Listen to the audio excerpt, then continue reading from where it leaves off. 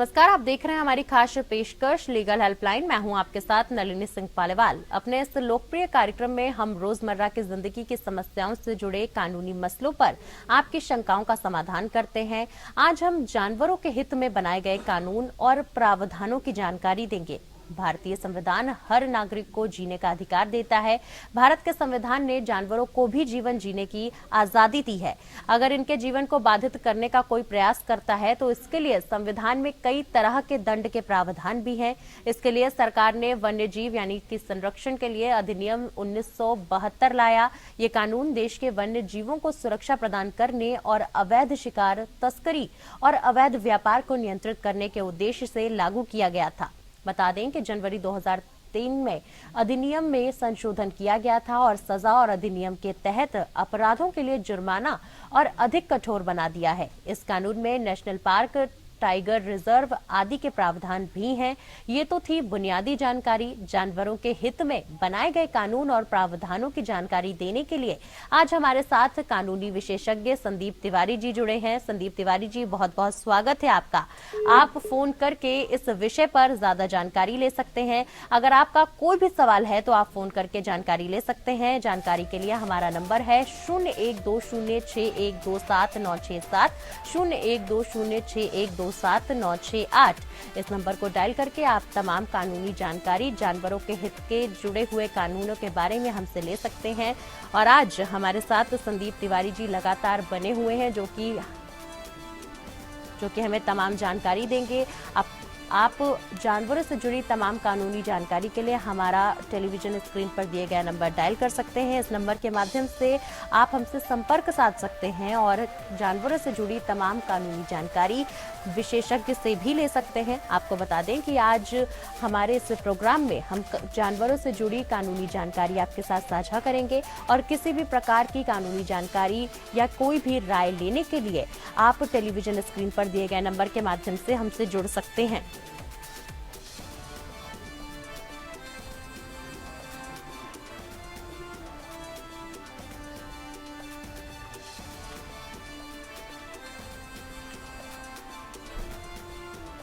देखिए, आज हमारे प्रोग्राम में हम आपको जानवरों के हित के कानूनों की जानकारी देंगे। आप भी अगर इस हित की कानूनी जानकारी लेना चाहते हैं तो अपने टेलीफोन पर डायल कर सकते हैं 0120612796 0120612796।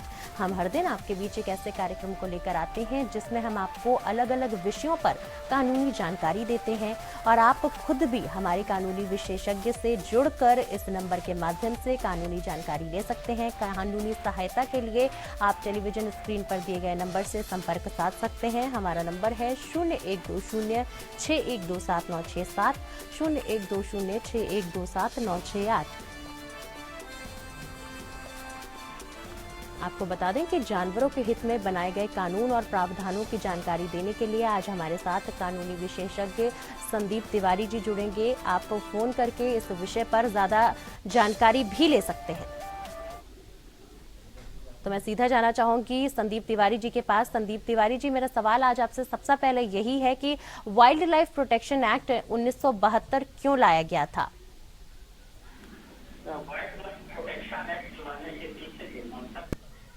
संदीप जी, क्या आप तक मेरी आवाज पहुंच रही है? आपकी आवाज आ रही है? जी संदीप जी, मेरा सवाल यही है कि वाइल्ड लाइफ प्रोटेक्शन एक्ट 1972 क्यों लाया गया था? वाइल्ड लाइफ प्रोटेक्शन एक्ट लाने की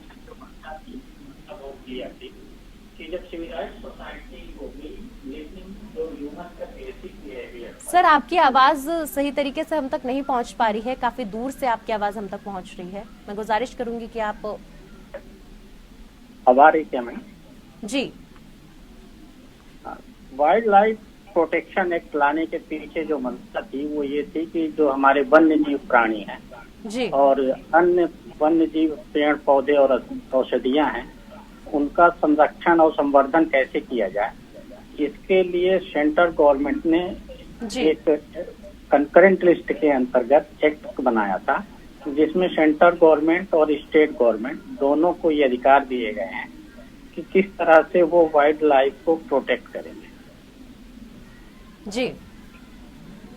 और इसके पीछे जो मूल अवधारणा है वो ये है कि जो हमारे वन्य जीव है जी उनके किसी भी तरह से कोई भी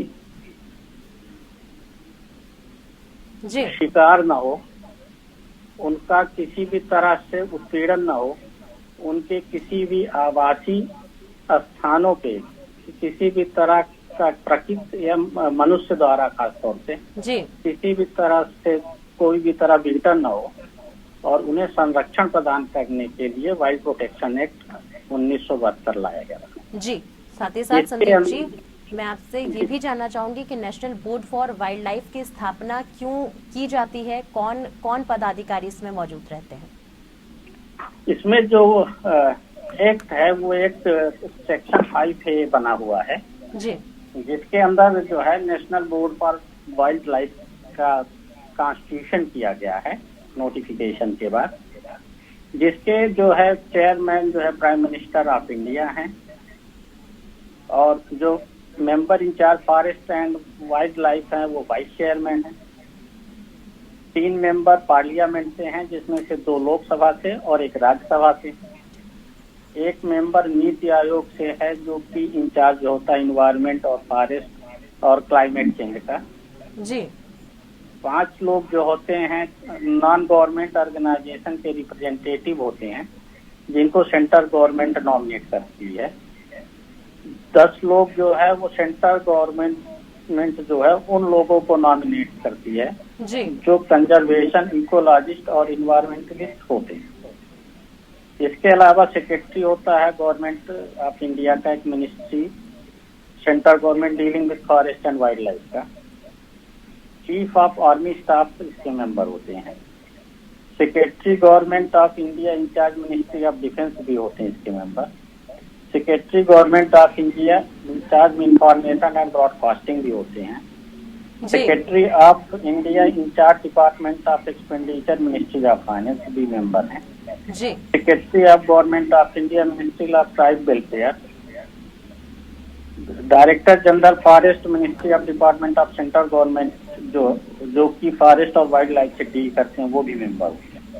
और director general tourism government of India, director general Indian council for forest research and education Dehradun के member, director wild life institution India Dehradun के इसके मेंबर है, director zoological survey of India इसके मेंबर है, director vertical survey of India इसके member है, director Indian veterinary research institute इसके member है, और member secretary central zone authority, director national institute of oceanography, और स्टेट और यूनियन टेरिटरी से बाय रोटेशन एक नॉमिनेटेड पर्सन जो होता है सेंट्रल गवर्नमेंट के द्वारा वो मेंबर होता है, और director wild life preservation member secretary national board भी होते हैं इसके मेंबर। तो इसकी एक पूरी डिटेल्ड कमेटी है जो कि प्राइम मिनिस्टर ऑफ इंडिया के चेयरमैनशिप पे कॉन्स्टिट्यूट की गई है, और जो कि वाइल्ड प्रोटेक्शन से रिलेटेड सारे रूल्स रेगुलेशंस और इम्प्लीमेंटेशन और वाइल्ड लाइफ के वेलफेयर वगैरह को देखते हैं। जी सर, मैं साथ ही साथ आपसे ये भी जानना चाहूंगी कि नेशनल पार्क की अवधारणा क्या है, इससे जुड़े प्रावधान क्या है, क्या कार्यवाही यहाँ प्रतिबंधित है, किन कार्यवाही की इजाजत है? नेशनल पार्क का कॉन्स्टिट्यूशन जो है वो सेंट्रल गवर्नमेंट के जुरिडिक्शन में है, और एक सर्टेन एरिया जो कि नेशनल वाइल्ड सेंचुरी भी हो सकता है या फॉरेस्ट एरिया हो सकता है उसकी बाउंड्री को ये डिमार्केट करते हैं और गजट नोटिफाइड करके नेशनल पार्क डिक्लेयर करते हैं, जिसके अंदर जो है पब्लिक एंट्री प्रोहिबिटेड होती है, और किसी भी तरह का उत्खनन या कोई वाटर ट्रेकिंग या प्लांट या कोई एनिमल हंटिंग सब कुछ प्रोहिबिट होता है। सिर्फ गवर्नमेंट ऑफिसर या उनके द्वारा अप्राइज्ड पर्सन ही उस पर एंट्री पा सकते हैं, और साथ में विजिटर्स जो है एक स्पेसिफिक टाइम पे with permission of the warden वहां पर एंट्री कर सकते हैं। जी साथ ही साथ संदीप जी, मैं आपसे ये भी जानना चाहूंगी कि कंजर्वेशन रिजर्व्स और कम्युनिटी रिजर्व्स के बारे में भी दर्शकों को बताएं। कंजर्वेशन रिजर्व का जो तात्पर्य है वो ये है कि जो फॉरेस्ट है और फॉरेस्ट से जो भी खनिज संपदा है जी, पेड़ पौधे हैं, वन्य जीव हैं, औषधियां हैं, उनको रिजर्व करना, उनको प्रिजर्व रखना और उनको प्रोटेक्ट करना के अंतर्गत आता है। और कम्युनिटी रिजर्व के अंतर्गत कोई भी नेशनल पार्क एरिया है, वहाँ पर कोई ट्राइब्स हैं, वहाँ पर कोई विशेष स्पीसीज हैं जी, और कोई विशेष अन्य वन्य जीव हैं जिनका प्रोटेक्शन इम्पोर्टेंट है, तो एक स्पेशल प्लान के तहत और एक गाइडलाइंस के तहत उनको संरक्षित और संरक्षण प्रदान किया जी। साथ ही साथ सर, मैं आपसे ये भी जानना चाहूंगी कि टाइगर रिजर्व्स की जरूरत खास तौर पर क्यों पड़ी? टाइगर रिजर्व का सबसे बड़ा रीजन ये था कि टाइगर हंटिंग जो है काफी प्राचीन समय से ड्यूरिंग द किंगडम एक बहुत ही बड़ा शान शौकत का विषय माना जाता था और बहादुरी का माना जाता था। टाइगर जो है जो रिजर्व्स हैं, फॉरेस्ट रिजर्व्स हैं और वहाँ पर जो भी जीव जंतु हैं, उनके बैलेंस के लिए बहुत ही इम्पोर्टेंट चीज था शुरू से। और ये पाया गया था कि 1940 के आसपास लगभग 4000 टाइगर और हंटिंग होते होते वो लगभग 1800 हो गए थे 1974 के काउंटिंग। इसके बाद ये डिसाइड किया गया कि टाइगर्स को प्रोटेक्ट करना जरूरी है, क्योंकि इनकी खाल और हड्डियों के लिए और साथ में शिकारियों से इन्हें बचाने के लिए इनको प्रिजर्व करना और प्रोटेक्शन देना जरूरी है। इसलिए राष्ट्रीय स्तर पे टाइगर रिजर्व एक मिशन के तौर पे चलाया गया और बहुत ही सक्सेसफुल भारत का वाइल्ड प्रोटेक्शन एक्ट के साथ एक बहुत ही गरिमामयी एक मिशन है टाइगर रिजर्व। जी, देखिए सर, आपने हमें ये बताया कि टाइगर रिजर्व्स की जरूरत खास तौर पर क्यों पड़ी। अब मैं आपसे ये भी जानना चाहूंगी कि नेशनल टाइगर कंजर्वेशन अथॉरिटी के बारे में बताएं, कब ये बनाया जाता है, इसके कौन सदस्य होते हैं, फंड ग्रांट कैसे मिलते हैं इसको? इसमें जो एक्ट है वो एक्ट में बहुत क्लियर प्रोविजन है जी, नेशनल टाइगर रिजर्व के संबंध में।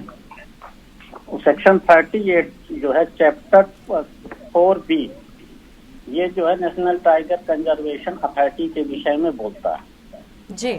और इसके लिए एक कमेटी सेंट्रल गवर्नमेंट जो है वो कॉन्स्टिट्यूट करी है, बॉडी करी है, जिसका नाम है नेशनल टाइगर कंजर्वेशन अथॉरिटी, जिसके अंतर्गत जो है मिनिस्टर जो इंचार्ज हैं वो इन्वायरमेंट और फॉरेस्ट जो है इसके चेयरमैन है जी।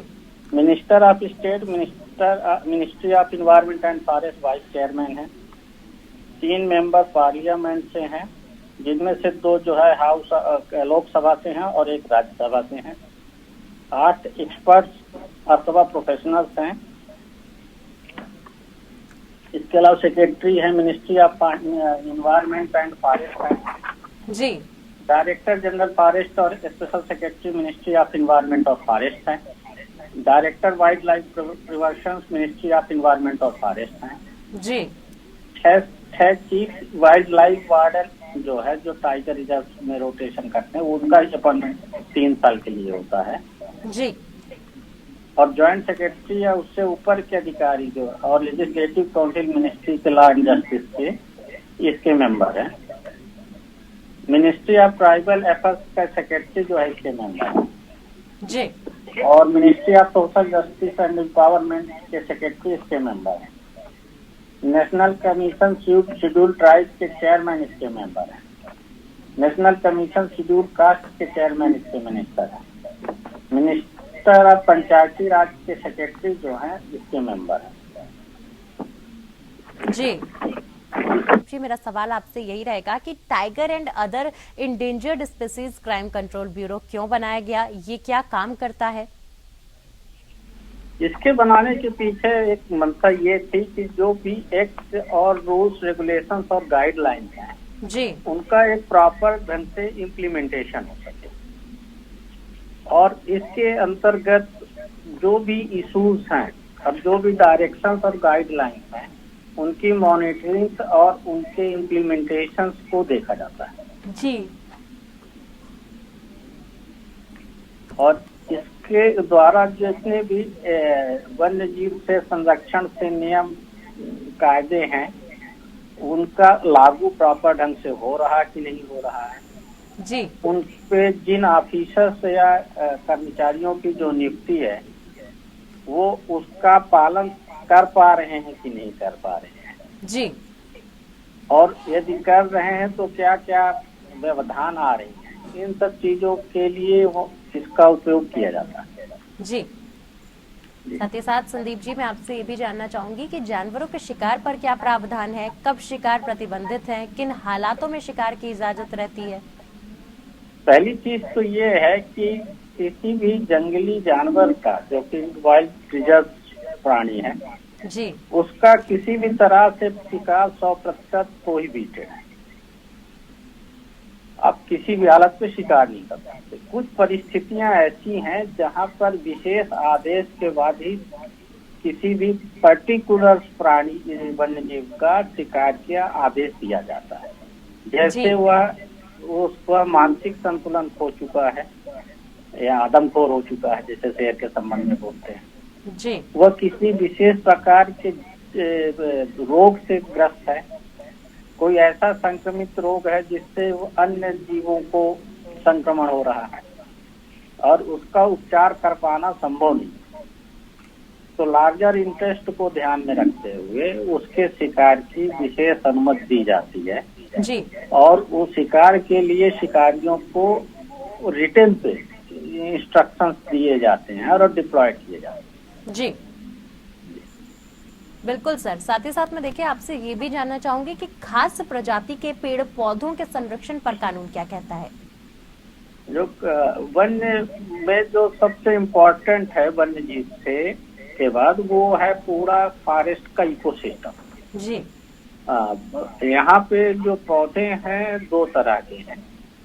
एक तो वो पौधे जिनका औषधि उपयोग है और दूसरे पौधे जिनका इमारत के संबंध में उपयोग है जी। तो औषधि उपयोग के जो पौधे हैं उनको संरक्षण प्राप्त रहे, वो प्रिजर्व रहे और सिर्फ एक निश्चित लाइसेंसिंग और अथॉरिटी के द्वारा ही उनका दोहन किया जाता है।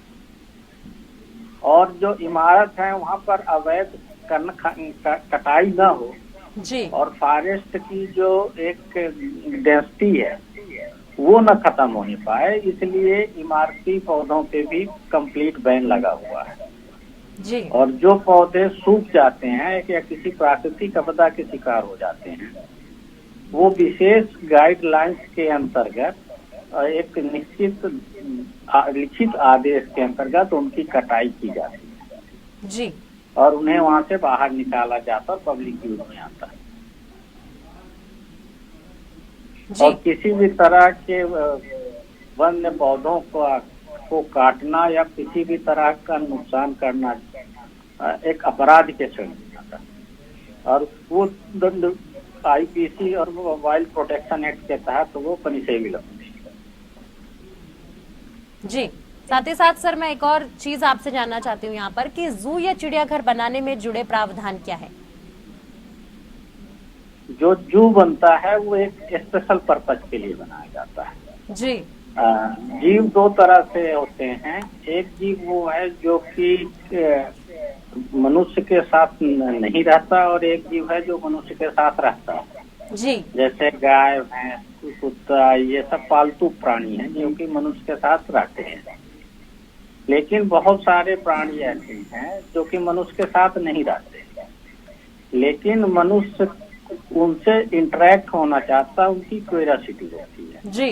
तो एक फॉरेस्ट इन्वायरमेंट दिया जाता है और ताकि उनके प्रॉपर फूडिंग और उनके मूवमेंट के लिए स्पेस हो और एक स्पेसिफिक जोन तैयार करके और उसे प्रॉपर प्रोटेक्ट करके वहाँ पर जू डेवलप किया जाता है जी।